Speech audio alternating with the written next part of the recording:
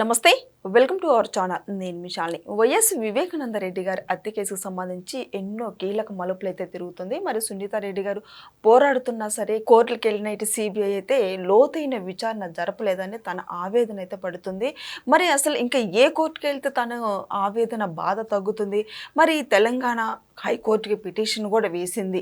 ఇంకా దీంట్లో కీలక అంశాలు వెలుగులోకి రావాలి అని చెప్పి తను పిటిషన్ వేసినా సరే తనకి ఇంకెక్కడ న్యాయం జరుగుతుందంటే తను ఇప్పటి వరకు కూడా పోరాడుతూనే ఉంది. ఇప్పటికే ఇది ఎన్నో సంవత్సరాల నుంచి ఈ కేసు అయితే నడుస్తుంది. దీంట్లో ఈ కేసుకు సంబంధించి జగన్మోహన్ రెడ్డి గారిది, భారతీ రెడ్డి గారి పాత్ర కూడా ఉంది అని చెప్పి సునీత రెడ్డి గారు చెప్తున్నారు. మరి ముఖ్యంగా ఇంకా వీళ్ళ పాత్ర ఇప్పుడు వెలుగులోకి వచ్చే అవకాశం ఉందా? ఇలాంటి అంశాలను చర్చించే స్టూడియోలో ఉన్నారు సీనియర్ జర్నలిస్ట్ డివి శ్రీనివాస్ గారు ఉన్నారు. వారిని అడిగే విషయాలను తెలుసుకునే ప్రయత్నం చేద్దాం. నమస్కారం సార్. నమస్తే సార్, వివేకానంద రెడ్డి గారి హత్య కేసుకు సంబంధించి అసలు ఎవరికి ఏమీ అర్థం కావట్లేదు. మరి అందులో సాక్షులు కూడా మరణిస్తూనే ఉన్నారు, మరణించి కూడా పోయారు. అయితే తర్వాత ఇప్పుడు సునీత రెడ్డి గారు సిబిఐ కోర్టుకి అయితే వెళ్ళిన తర్వాత ఆమెకు అనుకున్నంత విచారణ అయితే లోతు విచారణ అయితే రాలేదు, వెలుగులోకి రాలేదు. తెలంగాణ హైకోర్టుకి అయితే వెళ్ళింది, పిటిషన్ వేసింది. మరి ఇందులో ఇప్పుడు జగన్మోహన్ రెడ్డి గారి పాత్ర ఉంది, భారతీ రెడ్డి గారి పాత్ర ఉందని చెప్తున్నారు. మరి ఇంక ఎవరు చంపేసినట్టు సార్ అసలు వివేకానంద గారిని? ఏమంటారు సార్ దీని గురించి? అంటే ఇదొక పరీక్ష, ఒక అగ్ని పరీక్ష. భారత న్యాయస్థానాలకైనా లేకపోతే దర్యాప్తు సంస్థలకైనా ఇప్పుడు ఒక అవకాశం. మళ్ళా గతంలో జరిగినటువంటి తప్పులు దిద్దుకోవటానికి సునీత వేసిన పిటిషన్ రూపంలో ఇటు న్యాయస్థానాలకైనా అటు దర్యాప్తు సంస్థలకైనా ఒక అవకాశం. అవును. ఎందుకంటే ప్రజల్లో వ్యవస్థ మీద నమ్మకం సడలకూడదు. ఇప్పుడు ఈ కేసు, వివేకానంద రెడ్డి హత్య కేసు టోటల్గా ఇవాళ న్యాయ వ్యవస్థ పైన లేకపోతే ఈ పోలీసు వ్యవస్థ పైన నమ్మకం ఇవాళ ప్రజల్లో ఒక గొడ్డలి పెట్టుగా మారింది. అవును. ఇంకా పోలీసుల్ని నమ్మే పరిస్థితి లేదు. అసలు సిబిఐ అత్యున్నత దర్యాప్తు సంస్థ ఇంతగా డ్యామేజ్ అయింది దాని యొక్క ఇమేజ్. అవును.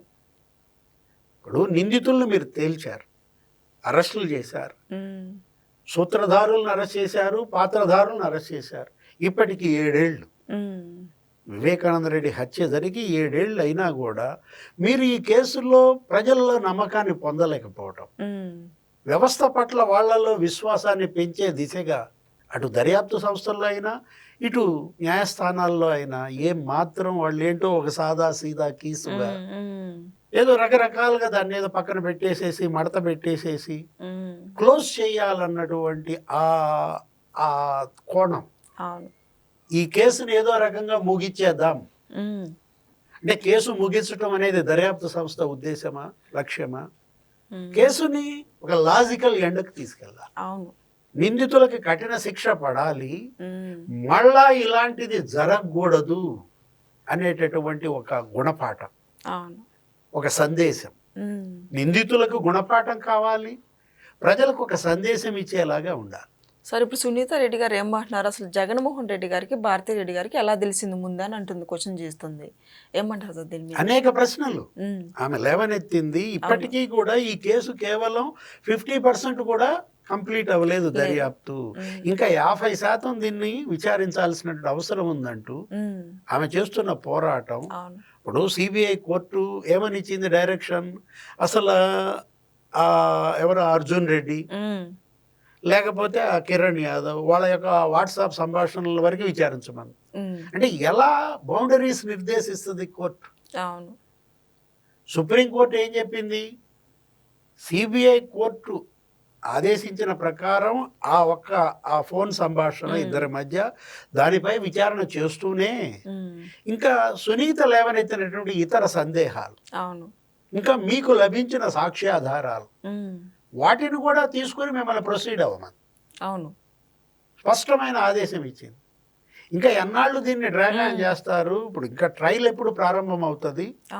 ఇప్పుడు ఆ డాక్యుమెంట్స్, ఆ లక్షలాది కాపీలు, వాటన్నిటినీ అందరికీ ఇస్తూనే, ప్రింట్ చేసి ఇస్తూనే వాళ్ళు అడిగిన రూపంలో మీరు దర్యాప్తుని మీరు స్పీడ్ చేసుకోండి, ట్రయల్ని స్పీడ్ చేసుకోమనేది సుప్రీంకోర్టు డైరెక్షన్ అయితే చేయాల్సినటువంటి దర్యాప్తు సంస్థ, అత్యున్నత దర్యాప్తు సంస్థ ఏది? సిబిఐ. దీన్ని వదులుచుకోవాలని, దీన్ని క్లోజ్ చేయాలని మొదటేమో కోర్టులో తన్నింది ఆ బంతిని. మీరు చెబితేనే దర్యాప్తు చేస్తాం, ఇప్పటికింతవరకు చేశాం, ఉమ్, మీరు ఆదేశిస్తే దర్యాప్తు కొనసాగిస్తాం, గోడ మీద పిల్లిలాగా. అవును. పంజరంలో చిలకనే చెడ్డ పేరేమో గతంలో, ఉమ్, ఇప్పుడేమో ఈ గోపి. ఈ నాటకాలు ఇవాళ సిబిఐ, అసలు మీరే బాధితులు. ఉమ్, మీ ఎస్పీ మీదే అక్కడ కేసు పెట్టారు, రామ్ సింగ్. ఉమ్, అరెస్ట్ చేయడానికి వెళ్ళిన మిమ్మల్ని నానా హింస పెట్టారు, పాటలు పడ్డారు. అవును. 3 రోజులు మీరు గెస్ట్ హౌస్లో ఉండి కర్నూలులో అరెస్ట్ చేయలేకపోయారు. ఉమ్, అంటే ఇంతగా సిబిఐ బదనామైనా కూడా సిబిఐ ఈ కేసును ఒక ఛాలెంజ్గా తీసుకోవటం, ప్రెస్టేజ్గా తీసుకోవటం అనేది లేకపోగా ఇప్పుడు కూడా అడిగింది, మీరు చెప్పిందే ఏది ఈరోజు హైకోర్టులో వేసిన దాంట్లో కూడా ఏమైనా రైజ్ చేసింది, పాతయే అడిగింది. అవును. ఇప్పుడు 5:30కే ఉదయం జగన్మోహన్ రెడ్డికి హత్య సంగతి తెలుసు. తెలుసు. అవును. కూతురుగా నాకు తెలిసింది 6:30కి, ఉమ్, ప్రపంచానికి తెలిసింది 6:30కి. అవును. 5:30కే జగన్మోహన్ రెడ్డికి తెలుసు అన్నప్పుడు జగన్మోహన్ రెడ్డి ఎందుకు విచారించలేదు? ఉమ్, అజయ్ కల్లం ఇచ్చారు వాంగ్మూలం అవును. 164. ఉమ్, తర్వాత అడ్డం తిరిగితే అది వేరే విషయం. ఆ రోజు నేను మేనిఫెస్టో కమిటీ మీటింగ్లో ఉన్నాను, జగన్మోహన్ రెడ్డి పైకి వెళ్ళాడు, పైనుంచి కబురు వచ్చింది, కిందకి దిగాడు, బాబాయ్ నో మోర్ అన్నాడు. ఉమ్, అప్పటికి సమయం 5:30 అయింది అన్నారు. అవును. అంటే ఇప్పుడు జగన్మోహన్ రెడ్డిని విచారించాలా లేదా? ఇప్పుడు విచారించాలని సునీతారెడ్డి గారు పోరాడుతున్నారు కదా ఇప్పుడు సార్. 5:30కి నీకు తెలిసినప్పుడు, ఉమ్, చనిపోయింది, హత్యకు గురైంది మీ బాబాయ్ అయినప్పుడు అవును. నువ్వు ఎన్నింటికి వెళ్ళావు అక్కడికి? సాయంత్రం 5 దాకా ఎందుకని వెళ్ళలేదు? ఉమ్, ఈ లోపు జరిగిన ఈ డ్రామాలు, ఈ కట్టుకథలు, నీ ఛానల్లో ప్రసారాలు, ఉమ్, గుండెపోటని, అవును. రక్తపు వాంతులని, ఉమ్, హత్య అని తేలిన తర్వాత పోస్ట్ మార్టంకు సునీత పట్టుబట్టిన తర్వాత ఆ లోపు జరిగినటువంటి ఆ రక్తం తుడిచేయటం, ఈ కట్లు కట్టడం, ఉమ్, కుట్లు వేయడం, ఉమ్, ఏం జరిగాయి? వాళ్ళు అసలు పిలిచారా, విచారించారా? లేదు. రవీంద్రనాథ్ రెడ్డి ఏమన్నాడు? జగన్ మేనమామ, ఆ కమలాపురం మాజీ ఎమ్మెల్యే ఉమ్, అవినాష్ రెడ్డికి తెలియదు అట్లా తొడవకూడదని, ఉమ్, అట్లా కట్లు కట్టకూడదని అతనికి తెలియదు, తెలియక అతను మౌనంగా అట్లా నుంచుని ఉండిపోయాడు చూస్తూ ఉండిపోయాడు, పిల్లోడనో ఏదన్నాడు. ఉమ్, పిల్లోడా అతను? ఉమ్, జగన్మోహన్ రెడ్డి కూడా అన్నాడు అవినాష్ రెడ్డి పిల్లోడు అంటాడు. ఉమ్, ఒక కన్ను ఇంకో కన్నును పొడుస్తుందా అంటాడు. అవును. అంటే ఎలా సిబిఐని తప్పుదారి పట్టించాడు పట్టించారు. అవును. ముఖ్యమంత్రిగా తన అధికారాన్ని ఉపయోగించుకుని, ఉమ్, పోలీసుని సిబిఐకి సహకరించకుండా ఈ కేసును ఎలా నిర్వీర్యం చేశాడు. ఉమ్, ఇప్పుడు భారతీ మేడం ఉమ్, తను అడిగింది సునీత, భారతీ మేడం ఎందుకని విచారించలేదు? ఉమ్, ఆమెకి ఎన్నింటికి తెలుసు ఈ విషయం? ఇప్పుడు ఈ కేసులో ఇవాళ షర్మిలని మరి మీరు సాక్షిగా తీసుకున్నారు కదా, ఉమ్, షర్మిల వాంగ్మూలం ఇచ్చింది కదా, అవును. 234 ఏమో ఆమె సాక్షి నంబర్గా. ఉమ్, ఆ ఇచ్చిన షర్మిల ఏమని చెప్పింది? మా బాబాయ్ నన్ను వచ్చాడు, కలిశాడు, ఉమ్, పోటీ చేస్తే నువ్వు చెయ్యి, లేదా నేను చేయాలి, ఉమ్, సీటు మన ఇల్లు దాటడానికి వీల్లేదు అవును. అని ఆయన నా దగ్గర పట్టుబట్టి ఒత్తిడి చేసి నన్ను ఒప్పించి బయటికి వెళ్ళాడు. ఉమ్, ఆ తర్వాత హత్యకి గురయ్యాడు. గురయ్యారు. అవును. కడప పార్లమెంట్ సీటు కోసం జరిగిన హత్య, ఉమ్, ఇది రాజకీయ హత్య అని చెప్పింది ఎవరు? షర్మిల. సరే. ఈ కేసులో షర్మిల వాంగ్మూలం తీసుకున్న మీరు ఉమ్, ఈ కేసులో మరొక సాక్షిగా భారతీ మేడం వాంగ్మూలం ఎందుకు తీసుకోరు? అవును. చనిపోయింది, తీసుకోవాలి హత్యకు అసలు. గురైంది, ఆమెకి చిన్నమామ, ఉమ్,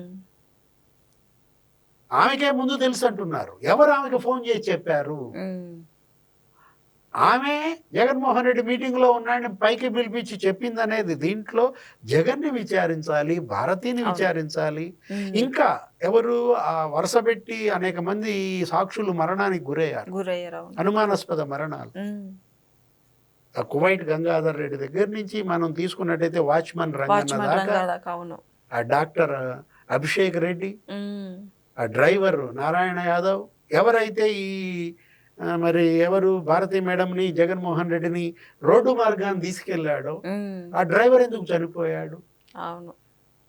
ఇవన్నీ బయటికి రావాలంటే ఇవాళ సిబిఐ ఇది ఒక అవకాశం. ఉమ్, ఇప్పుడు తెలంగాణ హైకోర్టు ఈ రోజు మరి 2 వారాలకు వాయిదా వేసింది ఇప్పుడు అవును. ఈ సునీత పిటిషన్. ఉమ్, మరి తెలంగాణ హైకోర్టు చెబితే అన్న చేస్తుందా? ఏమో సార్, అదే చూడాలి కదా సార్. ఇప్పుడన్నా పాపం తన బాధ తగ్గుతుందా మళ్ళా లేదా? ఇప్పుడు ఈ హైకోర్టులో కూడా తనకి న్యాయం చేయకపోతే సునీత మళ్ళా సుప్రీంకోర్టుకి వెళ్ళాల్సిందేనా? ఉమ్, అంటే కోర్టులు లేకపోతే దర్యాప్తు సంస్థలు చెడు కూడా జగన్మోహన్ రెడ్డి, అవినాష్ రెడ్డి అంటే ఒక్క నిందితుడిని కాపాడటం కోసం వ్యవస్థని అమ్మేసుకుని ఉన్న అదే, జగన్మోహన్ అదే, రెడ్డి అని ఎన్ని ప్రజలు సార్ కోట్లు. అడుగుతుంది. ఆ రోజు మీరు 7 గొడ్డలి దెబ్బలు వేసింది వివేకానంద రెడ్డి దేహంపై. ఉమ్, వివేకానంద రెడ్డి దేహంపై 7 గొడ్డలి దెబ్బలు, 2 లీటర్ల బ్లడ్. అవును. ఈ 7 ఏళ్లుగా ఉమ్, ఈ గొడ్డలి దెబ్బలన్నీ సిబిఐ మీద, ఈ గొడ్డలి దెబ్బలన్నీ కోర్టుల మీద. ఉమ్, రక్తం ఓడుతోందమ్మా వ్యవస్థ. అవును. దానికి ఆ దేహానికి 2 లీటర్లే వచ్చింది. ఉమ్, ఈ 7 ఏళ్లలో ఈ వ్యవస్థకు వస్తున్న రక్తం ఎంత అంటావు? చెప్పలేనంత. Thank you sir. నమస్తే.